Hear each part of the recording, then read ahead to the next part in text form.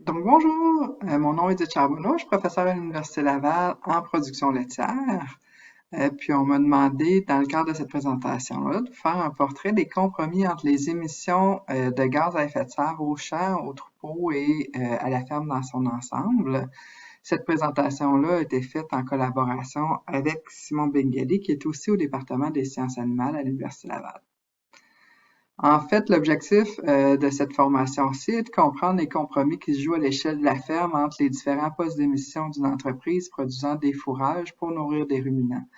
En fait, on sait que la production fourragère est majoritairement orientée vers la nutrition des différents ruminants, puis c'est intéressant de faire le pas en arrière pour essayer de comprendre les interactions qu'il y a dans les différents postes d'émission, soit au champ, dans le troupeau, à la gestion des fumiers, et dans les aliments achetés. Puis vous allez voir dans cette formation-ci, je vais beaucoup m'installer à l'échelle de la ferme pour comprendre justement un petit peu les différentes interactions. Pour commencer, je vais vous présenter les fermes types qui sont utilisées un petit peu partout dans la présentation. On a une ferme type à Montérégie qui a été bâtie, tout comme celle du Bas-Saint-Laurent, en utilisant des données de Lactanet puis des groupes conseils en gestion. Donc, on a fait des moyennes sur 5 ans. Ce qui nous a permis de monter notre ferme type à Montérégie à 71 vaches en lactation, vaches, dont 60 en lactation, puis 52 animaux de remplacement. On a une production moyenne de 9108 kg de lait par vache par année, avec 95 hectares qui sont cultivés sur la ferme. Une portion quand même importante de ces hectares-là sont non seulement utilisés pour nourrir le troupeau, mais aussi pour la vente de culture. Ici, on parle principalement de maïs, grains et de soya. Ça représente à peu près 14% des revenus. Une des particularités aussi de cette ferme en Montérégie, c'est que la superficie par rapport à la grosseur du troupeau permet d'épandre correctement le fumier, mais n'a pas beaucoup de lousse. Ça fait que ça vient jouer aussi sur les choix au niveau là, des nutriments là, achetés sur la ferme. Donc, en bas, ce qu'on peut voir, c'est des diagrammes en tarte qui nous permettent de voir les différents postes d'émission sur notre ferme type en Montérégie, qui ait ou non de l'ensilage de maïs. Donc, ici, c'est des pourcentages d'ensilage de maïs dans la ration des vaches en lactation qu'on voit avec 0% à gauche et 40% à droite. En fait, ce qu'on peut voir, bon, comme on peut s'y attendre, c'est que de 40 à 42% des émissions de gaz à effet de serre de notre ferme laitière type viennent de la fermentation entérique au niveau des vaches. Ensuite, environ 25% au niveau, est associé à la gestion des fumiers. On voit les émissions au sol de 12 à 13%. Donc, les émissions la gestion des fumiers et des émissions au sol viennent faire une portion relativement similaire au niveau à la fermentation entérique. Donc, c'est un autre poste. On parle souvent de l'importance de réduire les émissions associées à la fermentation entérique, mais il y a beaucoup aussi qu'on peut faire au niveau de la réduction des gaz à effet de serre produits au niveau de la gestion des fumiers et des émissions au sol. Ensuite, ce qu'on peut voir ici, c'est l'achat d'aliments et l'achat d'engrais minéraux qui viennent faire une portion quand même non négligeable, là, près de 20% des émissions. Puis ici, un peu plus que 20%, je devrais dire. Puis ce qu'il faut comprendre ici, c'est que dans le fond, dans notre analyse, ce qu'on fait, c'est une analyse de cycle de vie partielle, puis on regarde les émissions de ce qu'on appelle du berceau jusqu'à la porte de la ferme. Donc, lorsqu'on parle des émissions qui partent du berceau, ça veut dire si on achète un aliment ou un engrais minéral ou de l'énergie qui vient sur la ferme, il y a un coût environnemental à cet achat-là avant une production finalement de gaz à effet de serre avant même que l'aliment ou l'engrais minéral arrive sur la ferme. Donc, dans notre analyse ici, c'est considéré, c'est ce qu'on voit en mauve et en bleu sur les graphiques. Puis, on arrête notre calcul à la porte de la ferme, donc le lait qui est vendu pour sa transformation, par exemple, il y a des gaz à effet de serre qui peuvent être produits, mais ici, on ne le considère pas dans notre analyse, on est vraiment à l'échelle de la ferme. Puis bien sûr, toutes les émissions qui sont faites sur la ferme sont comptabilisées aussi. Donc, une fois de plus, si on fait un bref rappel, fermentation entérique a un poste très important Puis on a aussi un pouvoir important de réduction des gaz à effet de serre au niveau de la gestion des fumiers et des émissions de gaz à effet de serre au sol.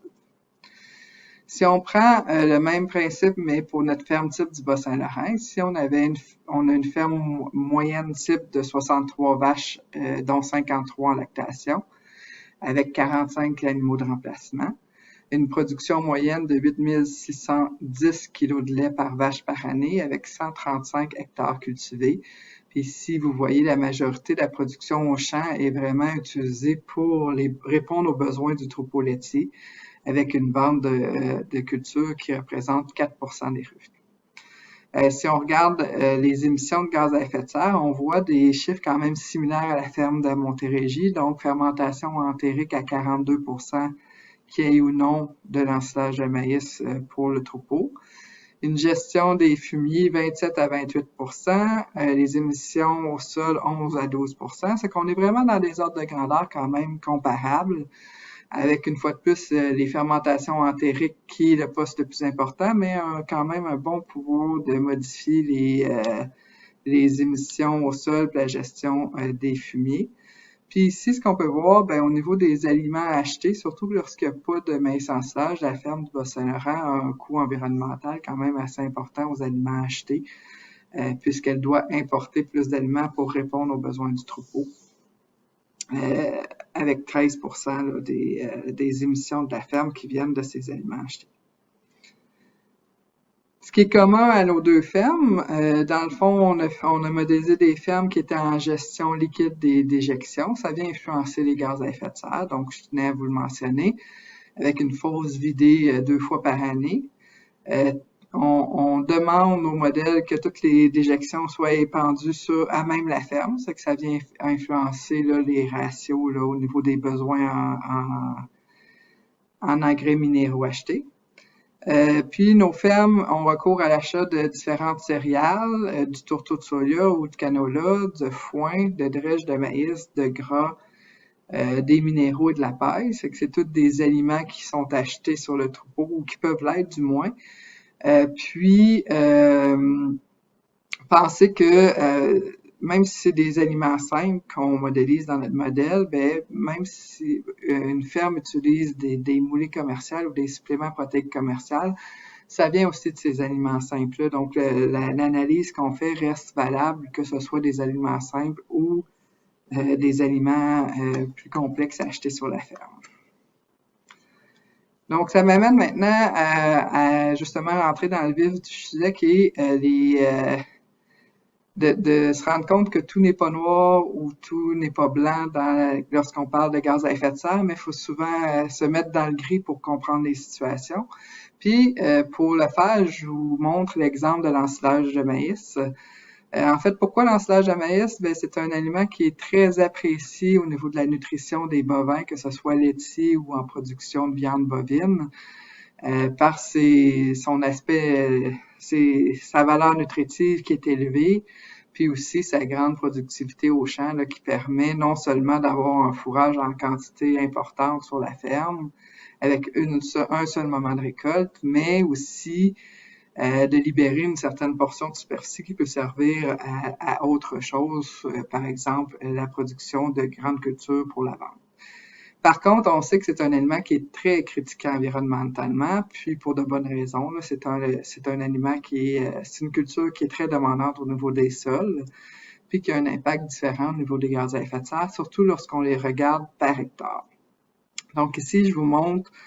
Je ne veux pas qu'on s'attende nécessairement aux chiffres, mais plus regarder les ordres de grandeur. C'est la production de gaz à effet de serre par hectare en fonction de si c'est des plantes fourragères pérennes qui sont cultivées ou du maïs en silage. Puis en gros, ce qu'on voit en vert, c'est nos plantes fourragères pérennes. En jaune, c'est notre maïs en silage. On a, une fois de plus, nos deux fermes types, soit la Montérégie et le Bas-Saint-Laurent. Puis, si on s'attardait seulement à la production de gaz à effet de serre par hectare, ce serait un choix assez évident à faire. Les plantes fourragères pérennes produisent émettent beaucoup moins de gaz à effet de serre par hectare que le maïs en silage.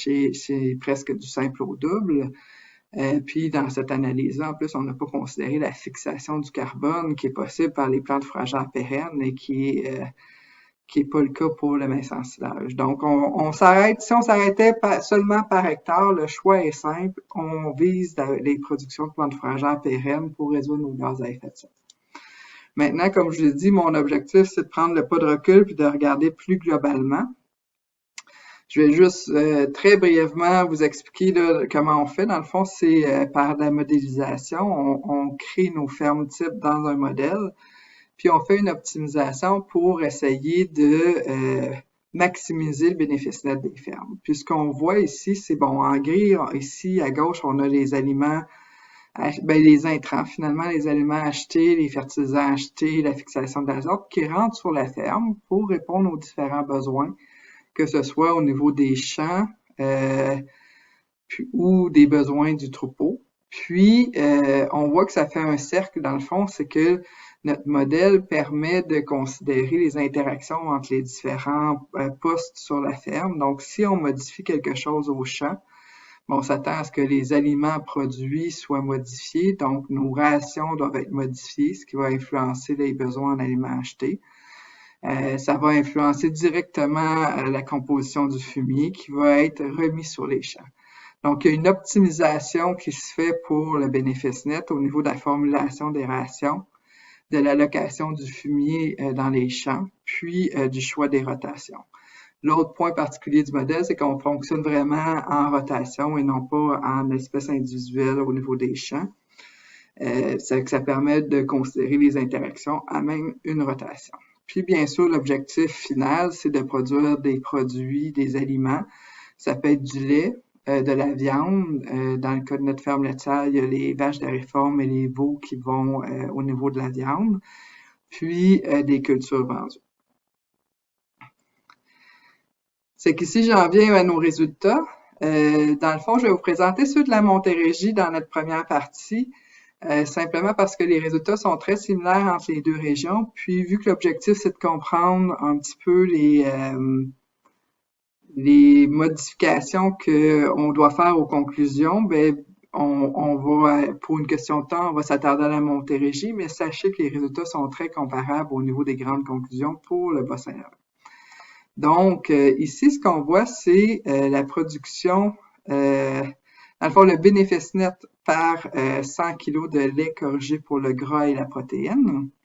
Je vais toujours vous présenter les résultats en lait corrigé pour le gras et la protéine pour que ce soit plus comparable. En fonction du pourcentage d'ensilage de maïs dans la ration des vaches en lactation. Donc, on peut avoir une ration à 0% d'ensilage de maïs. Puis, on a augmenté par tranche de 10% jusqu'à 60%. Ce qu'on voit au niveau des hectares en maïs ensilage, bien sûr, à 0, on n'a aucun hectare attribué au maïs ensilage. Puis, plus que la proportion d'ensilage de maïs dans la ration augmente, bien, plus que la proportion d'hectares en maïs ensilage augmente au niveau des champs. Puis, bien sûr, bien, le contraire est vrai aussi au niveau des plantes fourragères pérennes, où plus qu'on ajoute d'ensilage de maïs dans la ration, bien, moins que de superficie en plantes fourragères pérennes qui est allouée au niveau de la ferme. Ce qu'on peut voir ici, en fait, dans nos résultats, c'est que il y a une augmentation du bénéfice net sur la ferme en fonction du maïs ensilage. Donc, ça vient un petit peu, la proportion de maïs ensilage dans la ration, ça vient un petit peu confirmer l'intérêt pour les producteurs d'inclure le maïs ensilage sur les fermes pour produire le l'ensilage de maïs qui est donné aux vaches laitières. Quand on fait une analyse pour trouver l'optimal, le point optimal, ce qu'on voyait au niveau de la Montérégie, c'est que notre note optimale se situait entre 30 à 40%, puis c'était aussi vrai pour la ferme du Bas-Saint-Laurent. Donc ici, lorsque je dis c'est quoi l'inclusion optimale dans la ration, le point critique, c'est que s'il en produit plus, on voit qu'il y a un petit effet sur le bénéfice net, mais là, l'effet est beaucoup plus marginal. Donc, le gain est beaucoup plus sûr, jusqu'à 30 à 40%. Par la suite, c'est beaucoup plus marginal, puis on rentre un peu dans les marges d'erreur du modèle. Donc, le bénéfice sur la ferme est moins certain, alors que d'en ajouter jusqu'à 30 à 40% dans la ration, ben, on voit que ça a un effet direct sur le bénéfice net. Direct et positif. Le reste, c'est moins certain lorsqu'on dépasse 30 à 40%. Maintenant, ce qui nous intéresse, c'est la production de gaz à effet de serre. C'est qu'ici, c'est les kilos de CO2 équivalents par kilo de lait corrigé pour le gras et la protéine. Encore une fois, en fonction de nos pourcentages d'ensilage de maïs dans la ration, de 0 à 60. Puis ici, on a fait une allocation sur la ferme. Donc, une allocation, c'est d'essayer de distribuer les émissions de gaz à effet de serre en fonction des différents produits de la ferme. Donc, en bleu, on a par kilo de lait, on a notre lait corrigé. On a notre lait. En brun, on a la viande. On se souvient, les veaux et la vache de réforme. Puis, en vert, c'est la proportion qui est associée à la vente de culture. Donc, ce qu'on voit, en fait, c'est que lorsqu'on a une augmentation du pourcentage d'ensilage de maïs, on voit en fait au niveau de la production des émissions de gaz à effet de serre au niveau alloué à la production laitière, bien, il y a une légère diminution jusqu'à 30 à 40%.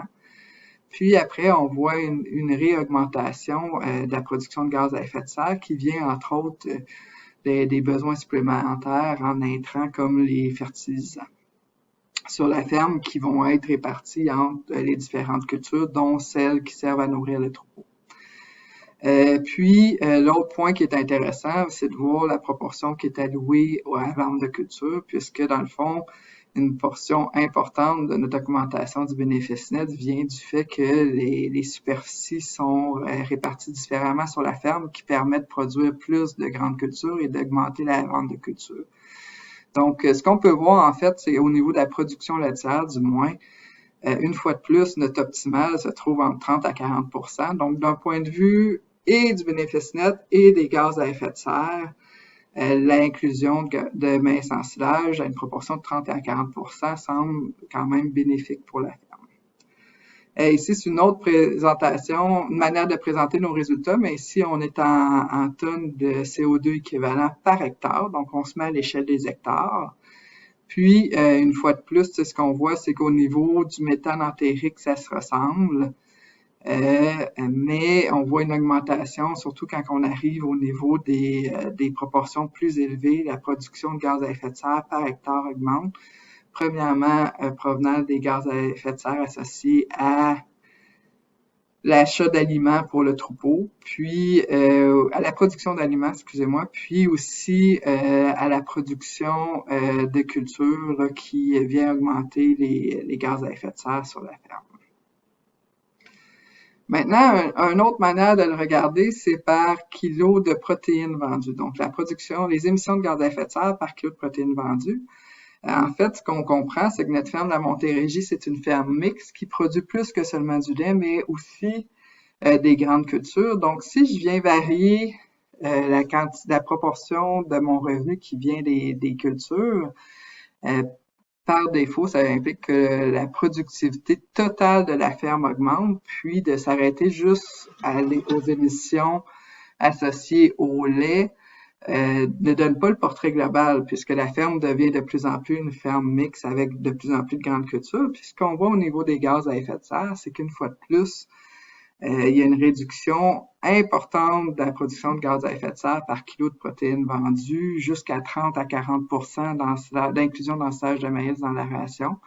Donc ici, les marges sont importantes puisque la ferme, ça lui permet d'être de plus en plus productive pour produire une variété de produits sur la ferme, pas juste du lait. Puis, dépasser 40%, c'est plus marginal. Donc, on a encore des gains, mais c'est beaucoup moins important. Puis, on rentre dans les incertitudes que je vous parlais tout à l'heure. Donc, une fois de plus, puis ça, c'est au niveau de la protéine vendue. Puis, c'est ça, on voit l'importance du méthane entérique diminue aussi dans le temps.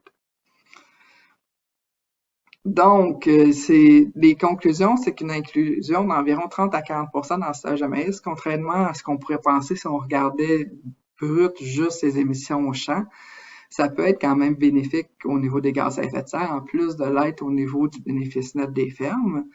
Il y a quand même des besoins d'améliorer un petit peu nos connaissances. Et si les résultats que je vous présente précédemment, je vous ai présentés précédemment, je considérais l'effet des plantes fourragères pérennes dans les rotations en diminuant les apports nécessaires en azote. Donc, on parle de 60 kg par hectare au niveau des champs, puis une augmentation des rendements pour les plantes annuelles lorsque des plantes pérennes dans la rotation. Ici, on parle de l'effet rotation qu'on a estimé à peu près à 5% dans cette étude. Par contre, il y a des limites à cette analyse-là. Par exemple, au niveau de la captation du carbone, notre modèle ne permet pas de le considérer encore. Puis on sait que des plantes fourragères pérennes dans les rotations permettent de réduire de 0,4 permettre de capter de 0,4 à 0,7 tonnes de carbone par hectare. C'est que ça a un impact direct sur les résultats, mais pour l'avoir calculé à main à côté, cet impact-là ne fait pas changer les conclusions drastiquement. Puis on a aussi, bien sûr, l'impact sur la santé des sols à long terme. Ici, dans notre exemple, on utilisait le maïs en silage. On sait que c'est une culture très, très demandante pour les champs. C'est qu'il y a des choses probablement à mettre en place pour favoriser une meilleure santé des sols à long terme si on augmente les proportions de maïs sur la ferme. Ce qui m'amène justement, là, je rentrerai pas beaucoup dans ces diapos-là, dans ces différentes options-là, puisque je sais que vous avez eu d'autres formations avant, mais justement d'avoir des bonnes rotations des cultures entre les plantes annuelles et les plantes pérennes, c'est probablement une des premières choses à mettre en place pour limiter les problématiques au niveau des champs. Favoriser une bonne optimisation de la fertilisation azotée, là, que ce soit minérale ou organique.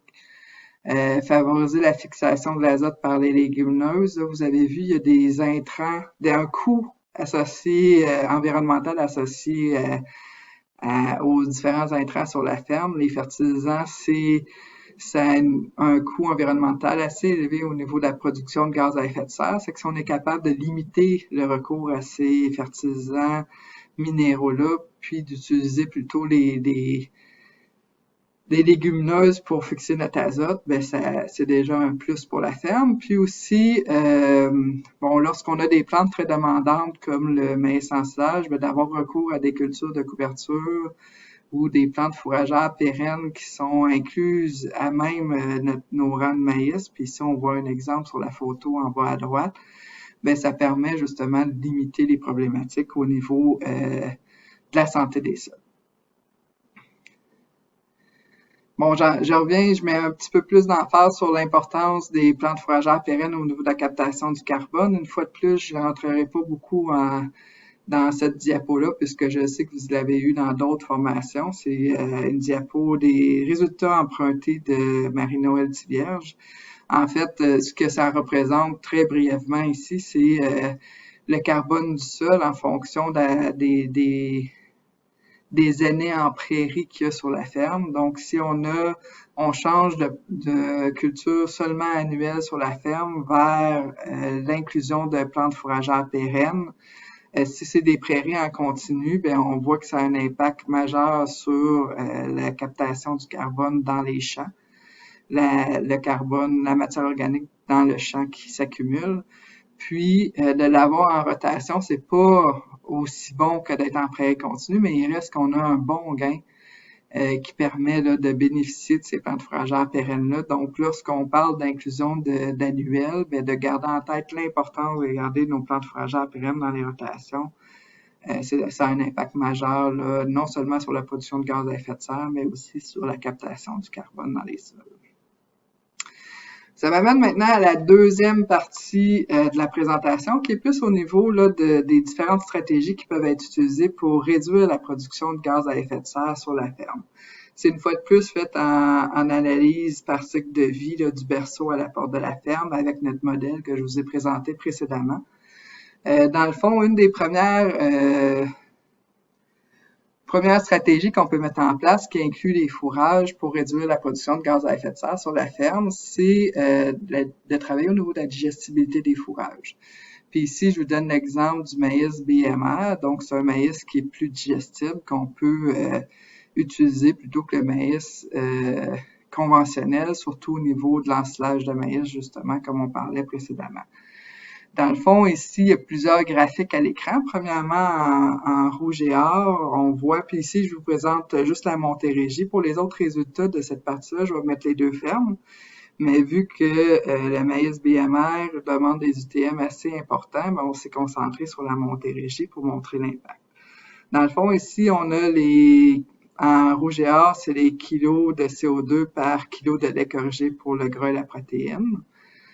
Donc, si on vient au niveau de la réduction des gaz à effet de serre associée, de la production de gaz à effet de serre par kilo de lait corrigé, d'utiliser du maïs ensilage BMR, en effet, on a une réduction d'environ 5% du méthane entérique. Ici, c'est le graphique juste à côté. Donc, ici, on a isolé le méthane entérique, puis on voit qu'on a une diminution d'environ 5%. Sur la ferme, c'est qu'il y a un gain à faire au niveau de la réduction de gaz à effet de serre. 5%, ça paraît pas tant que ça, mais lorsqu'on parle de méthane entérique, c'est quand même assez important puisque le méthane entérique, c'est une perte d'énergie, puis ça fait des années qu'on travaille à améliorer notre efficacité alimentaire au niveau d'énergie, c'est que c'est pas si facile que ça les gros gains ont déjà été faits dans le passé lorsqu'on voulait améliorer l'efficacité énergétique de nos animaux. Puis là, on est plus dans les gains, des gains plus petits maintenant pour la réduction de méthane, puisque la grosse amélioration a été faite dans le passé. Donc, 5%, c'est quand même très intéressant. Par contre, ce qu'il faut savoir du maïs BMR, c'est que les bonnes années de production, on est capable d'avoir des rendements à peu près comparables au maïs ensilage régulier. Donc, c'est un aliment qui est très intéressant les bonnes années de production, mais il y a plus de variabilité au niveau des rendements. Puis ici, dans notre étude, on a été voir des rendements à longue échelle qui ont été compilés là, au Miner Institute ou à l'Université du Vermont, je me souviens plus, mais tout près de nous autres. Puis ce qu'on voyait, c'est que si on faisait une moyenne sur 10 ans, les rendements étaient étant un peu moins stables et le rendement moyen était un petit peu moins bon. Donc, ce que je vous parlais un petit peu plus tôt, que un des bons avantages du maïs ensilage, c'est sa productivité au champ. Le BMR est un peu désavantagé par rapport à notre maïs ensilage conventionnel. Puis, si on fait une moyenne sur plusieurs années, incluant des moins bonnes années de production. Puis, ce qu'on voit ici, c'est la production de gaz à effet de serre en fonction des protéines vendues sur la ferme. Donc, on parle de la productivité plus globale de la ferme, puis on voit que par rapport à une ferme qui utilise du maïs ensilage conventionnel, il y a une augmentation un petit peu environ 14% des émissions de gaz à effet de serre qui vient du fait que les rendements sont un peu moins, donc moins de protéines vendues provenant des cultures sur la ferme. Le lait reste toujours stable puisqu'on est dans un contexte de quota laitier. Puis, ça amenait aussi, vu qu'il y avait un petit peu moins de ventes de récoltes, une diminution du bénéfice net. Ceci dit, l'exemple que je vais vous donner ici, c'était pas tant de vous dire est-ce que c'est bon ou pas bon le maïs ensilage BMR, mais plutôt de vous montrer que la digestibilité des fourrages permet quand même d'augmenter, d'améliorer, de diminuer les émissions de gaz à effet de serre, surtout au niveau du méthane entérique. Puis ici, c'est un exemple où on a été vers du maïs ensilage BMR, mais il y a plusieurs manières d'améliorer la digestibilité des fourrages. Des plantes fourragères pérennes, entre autres, en changeant un peu la gestion au champ, mais soit on est capable d'améliorer de beaucoup la digestibilité, la valeur nutritive. Puis ça permet, on peut s'attendre à ce que ça permette non seulement de réduire les émissions de gaz à effet de serre, mais aussi d'améliorer le bénéfice net de la ferme. C'est que de mettre en place des manières de réduire, d'améliorer la digestibilité pour réduire les gaz à effet de serre, ça peut être très intéressant pour les fermes laitières au Québec. Maintenant, ici, je vous ai mis un autre exemple pour la réduction des gaz à effet de serre. Là, on s'éloigne un petit peu plus des plantes fourragères pérennes, mais je trouvais intéressant de vous montrer qu'il y a d'autres manières d'y arriver. Ici, c'est l'utilisation de l'huile de lin dans les rations. Ça vient d'études on s'est basé sur des études qui ont été faites à Lennoxville dans le groupe de Shaoki Ben-Shahar, puis on l'a modélisé à l'échelle de la ferme.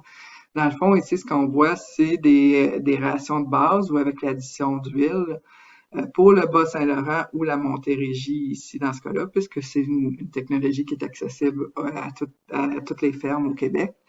Puis c'est la production de gaz à effet de serre par kilo de lait corrigé ici qu'on voit. Donc on voit une légère réduction en rouge versus en jaune si on ajoute l'huile.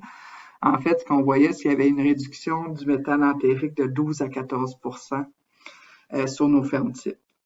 Je pense dans l'étude qu'il avait faite à Lennoxville, c'était encore plus important, sauf que on partait ici d'une ferme type qui avait déjà des rations avec un peu plus de gras, ce qu'on pouvait dans la ration, ce qu'on ne pouvait pas aller. La marge entre nos deux différences était moindre que lorsqu'on est en contexte expérimentaux. Mais il reste qu'une réduction de 12 à 14 du méthane entérique, c'est majeur. Il y avait des variations au niveau des gaz à effet de serre importés par les aliments, mais somme toute, ça équivalait quand même à une réduction de 9 à 13 des CO2 équivalents totaux sur la ferme, c'est que ça reste important. Puis, si on le ramène en kilos de protéines vendues, ben non seulement notre gras a un impact sur le méthane entérique, mais en plus, un impact au niveau de l'énergie de la ration. Puis, ça permet de diminuer les achats d'aliments. Ça permet aussi de réallouer différemment les cultures sur la ferme, puis de vendre plus de cultures. Donc, il y avait un impact direct sur la productivité des fermes qui vient lorsqu'on le regarde par émission de CO2 équivalent par kilo de protéines vendues, aussi avoir un gain très net sur la réduction de gaz à effet de serre. Par contre, vous l'aurez deviné, l'huile de lin, ça a un coût important. C'est que ça avait un impact négatif sur le bénéfice net des fermes, mais il y a moyen d'y arriver autrement. Par exemple, il y a une étude qui a été faite il y a quelques années dans la région de Québec où c'était du tourteau de lin qui était donné à une quarantaine de fermes. Puis les conclusions de l'étude, c'était que le tourteau de lin permettait de diminuer de 9,4 le méthane entérique, tout en permettant d'augmenter la marge par vache de 5,5 sur les fermes qui l'avaient utilisé. Donc, il y a un effet qui peut être positif d'utiliser des sous-produits comme ça, puisque le coût est moins important que des produits de qualité comme l'huile de lin. Par contre, que lorsqu'on utilise des sous-produits, il ne faut pas oublier qu'il y a un coût environnemental à leur production. Dépendant du sous-produit utilisé, ça va beaucoup faire varier le coût environnemental. Donc ici, en rouge, on voit le Bas-Saint-Laurent et en jaune, la Montérégie au niveau des coûts environnementaux par tonne de matière sèche de chacun des aliments que vous voyez ici. Donc les trois premiers, c'est des céréales qui sont produits relativement proches de la ferme. Du foin de graminées, puis après ça, on arrive plus dans des sous-produits, le tourteau de soya, le tourteau de canola, les drèches de distillerie, les sels de calcium. Puis, pourquoi qu'il y a des petites variations entre les fermes? Ben, on considère aussi le coût du transport, de transporter l'aliment jusqu'à la ferme. C'est que si l'aliment est produit plus proche ou plus loin de la ferme, ben, il y a des coûts de transport qui vont différer. Donc, ce qu'on peut en retenir rapidement, c'est bon, une fois de plus, comme on pouvait se douter, le foin de graminées, les foins de plantes pérennes, ben, c'est des aliments à faible coût lorsqu'on les importe, coûts environnementaux lorsqu'on les importe sur la ferme. Lorsqu'on parle des céréales, on a quand même des coûts qui sont raisonnables par rapport aux sous-produits. Le sous-produit, finalement, c'est qu'on produit un produit pour l'humain qui peut être, par exemple, dans le cas du tourteau de soya, ça va être l'huile de soya.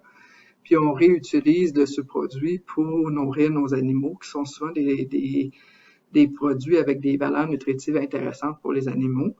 Là, un autre exemple, c'est les drèches de distillerie où on produit de l'éthanol, puis le sous-produit de l'éthanol, c'est la drèche. La seule chose qu'il faut faire attention avec ces sous-produits-là, c'est il y a un coût environnemental important, mais qui va varier d'une source à l'autre de où on prend notre information, puisque ils peuvent être utilisés comme un coproduit. Dans ce cas-là, on va aller faire une allocation des gaz à effet de serre en fonction de nos deux produits d'une manière à peu près équivalente, alors que si c'est considéré comme un déchet, ben là, ça va être le produit principal qui va avoir la majorité des gaz à effet de serre. Je dis ça puisque ces sous-produits-là, en fait, il y en a plusieurs. Par exemple, la drèche de distillerie, si l'éthanol n'existerait pas, les drèches de distillerie n'existeraient pas. C'est que de valoriser ces produits-là en les nourrissant des animaux, c'est plutôt bénéfique que négatif. En fait, la valorisation des sous-produits, c'est une des forces des ruminants, où ils sont capables de prendre des aliments qui sont non comestibles par l'humain, puis les transformer en un aliment qui est très riche pour l'humain, comme du lait et de la viande. C'est que de valoriser ces sous-produits-là, même si ça a un coût environnemental associé à leur production, c'est comme un bienfait environnemental que les ruminants sont capables de faire à la société en utilisant finalement un déchet de l'humain pour le transformer en aliment. C'est qu'il faut garder un petit bémol là, quand on fait ces analyses-là pour toujours voir le portrait global. Une fois de plus, on n'est ni dans le noir ni dans le blanc, mais il faut rester souvent dans le gris dans nos analyses au niveau de la production de gaz à effet de serre. Un autre point qui est intéressant à regarder, puis cette fois-ci, on retouche un petit peu aux aliments de la ferme, c'est pour réduire les gaz à effet de serre, la diminution du nombre d'animaux de remplacement a un impact direct et connu sur la production de gaz à effet de serre. Donc, si on diminue le nombre d'animaux de remplacement, au lieu de continuer comme on fait, comme beaucoup de fermes font actuellement avec des taux de remplacement plus à 37-40% du troupeau, on réduit un taux de remplacement plus dans l'entour de 25%, en se gardant une petite marge quand même pour s'assurer d'avoir assez d'animaux.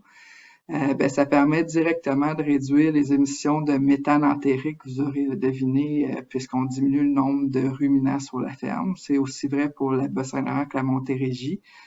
On augmente un petit peu le CO2 importé qui vient beaucoup du fait qu'on est capable de réallouer différemment nos superficies pour produire des aliments qui vont être vendus à l'extérieur de la ferme. Puis, ça permet aussi de diminuer de 2 à 7% les CO2 équivalents totaux. Dans le fond, le graphique que je vous ai montré, c'est vrai, je l'ai ramené directement en CO2 équivalent par kilo de protéines vendues, puisque, comme je vous explique, le fait de réduire la grosseur du troupeau, finalement, ça permet de réallouer les terres, d'avoir une ferme qui est plus productive dans sa globalité. Puis, c'est plus intéressant de le présenter par kilo de protéines vendues, puisque la productivité de la ferme dans son ensemble est variée. Ça a bien sûr peu d'impact sur la production de méthane des vaches en lactation, puisqu'on joue dans ce cas-ci vraiment au niveau du troupeau de remplacement. Ce qui est intéressant de cette stratégie-là, c'est que non seulement on réduit la production de gaz à effet de serre, mais on diminue les coûts d'élevage, puis on augmente la vente de récolte, c'est que ça a un impact direct et positif sur le bénéfice net des fermes. Donc, ça m'amène à ma conclusion pour notre présentation, notre formation d'aujourd'hui. J'espère que ce que vous avez compris finalement, c'est que il faut faire attention lorsqu'on fait des analyses au niveau de la réduction des gaz à effet de serre, de prendre le pas de recul, puis de regarder plus que juste un sous-secteur de la ferme, mais d'aller à l'échelle de la ferme pour comprendre un peu les interactions qui se passent. C'est sûr que c'est plate d'être un petit peu dans le gris comme je vous ai montré pendant toute la présentation, mais aussi c'est la réalité, puis d'être justement capable de comprendre les différentes interactions, même si c'est moins fun que de dire cette pratique-là, c'est celle à adopter, j'en suis persuadée. Ça permet d'avoir une conclusion qui est plus réaliste par rapport aux attentes de la société, qui est de réduire les gaz à effet de serre d'une manière globale. Donc, il y a plusieurs opportunités qui existent pour réduire les gaz à effet de serre, puis c'est certain que les plantes fourragères ont un rôle important dans ces différentes stratégies-là, mais comme on a vu, c'est important aussi d'analyser à l'échelle de la ferme au complet, puisque d'aller trop vite vers une conclusion risque finalement de nous amener à des conclusions erronées. J'ai fait une petite parenthèse, je pense que c'est important de le rementionner, mais c'est important de valoriser les sous-produits dans les productions de ruminants, de valoriser les fourrages, mais aussi les sous-produits. C'est un service environnemental à la société qu'on fait. Finalement, on utilise des produits non comestibles par l'humain, puis on les transforme en aliments riches en valeurs nutritives. Comme mentionné, valoriser les fourrages a un impact direct aussi sur les fermes en les incluant dans nos rotations, donc une diminution du protoxyde d'azote au champ, une utilisation de terres qui sont non propices à la production d'aliments pour l'humain. C'est pas toutes les terres qui ont la capacité de faire des produits directement utilisables par l'humain, tandis que les plantes fourragères pérennes sont très adaptables aux réalités du climat et du type de sol qu'on a dans différentes régions. Puis aussi, les plantes fourragères permettent de capter le carbone. Puis là, je vais vous amener à réfléchir encore plus loin. Mon objectif dans cette présentation-là était de vous montrer que, dépendant de l'échelle qu'on utilise à la ferme, ça peut faire un peu varier nos conclusions. Ça peut être intéressant d'avoir une réflexion encore plus large. Ici, je pense entre autres de briser un peu les silos entre les secteurs. Ici, je vous ai parlé beaucoup dans ma présentation de production laitière, puisque c'est ma spécialité. Mais on sait qu'une ferme laitière, ça produit aussi des grandes cultures. Par exemple, la production de maïs-grain sur une ferme laitière versus sur une ferme de culture commerciale, ben, le fait d'être en rotation, ça a un impact différent. Donc, de briser un petit peu les silos entre les deux productions serait intéressant. Puis de la même manière, bon, moi, une fois de plus, je suis en production laitière. On sait qu'on produit de la viande en production laitière. Puis c'est une viande qui est faite à un coût environnemental où la viande est comme le coproduit du lait. Une des manières qui est souvent véhiculée pour réduire les gaz à effet de serre en production laitière, c'est d'augmenter la productivité. Puis c'est vrai que ça a un impact direct par kilo de lait produit, mais en même temps, on réduit la quantité de viande qui va dans nos supermarchés, qui vient des veaux laitiers puis des vaches de réforme, mais c'est sûr que ça a un impact sur la production de gaz à effet de serre plus globalement, puisqu'on a besoin d'avoir plus d'animaux, de bovins de boucherie pour compenser. C'est que je dis pas que c'est bien ou c'est pas bien, je dis juste que des fois de prendre le pas de recul puis de considérer la globalité nous permettrait d'avoir un portrait encore plus juste de la situation. Ceci dit, je sais que c'est beaucoup plus vendeur d'y aller par produit que d'aller encore plus complexe en brisant ces silos. C'est que là-dessus, j'espère que vous avez compris l'importance de considérer plus largement lorsqu'on fait des analyses. Puis j'espère que vous avez retenu des points intéressants qui vont favoriser votre réflexion. Avant de vous laisser, je tiens à remercier les différentes personnes impliquées dans le projet, soit Simon Bengali et José Velarde-Guillen, qui ont travaillé dans mon équipe à l'Université Laval, les collaborateurs impliqués, Shaoki Benchahar, Martin Chantigny et Marie-Noël Vierge d'Agriculture et Agroalimentaire Canada, Doris Pellerin de l'Université Laval, puis les organismes de financement qui ont contribué monétairement au projet. Puis j'ai aussi une petite parenthèse sur Lactanet qui a accepté de nous prêter les données pour notre analyse. C'est que là-dessus, je vous remercie de votre intérêt, puis j'espère avoir été pertinente dans votre réflexion.